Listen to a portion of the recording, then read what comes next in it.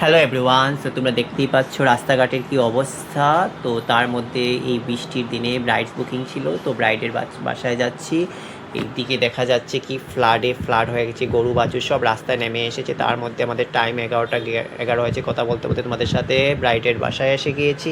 তো ডেকোরেশনও চলছে, তো আমরা আস্তে আস্তে ঢুকে পড়ছি ব্রাইডসের ঘরে। ঢুকে দেখি কি ব্রাইডস গালে হাত দিয়ে বসে আছে, ছোঁয়া যাচ্ছেও বারে বারে। তো তার মধ্যে দিয়ে আমরা বসে থাকলাম, বসে ওদের রিচুয়ালস ছিল। তো রিচুয়ালসগুলো কমপ্লিট হতে হতে আমি তার মধ্যে দিয়ে একটু এক্সারসাইজও করে নিলাম।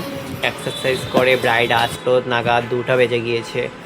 তো 2টার সময় আমাদের আস্তে আস্তে রেডি হতে চললো ব্রাইড। তো ব্রাইডস অনেক খুশি ছিল, অনেক খুশিতে খুশিতে ওর সাজা কমপ্লিট হয়ে গেল।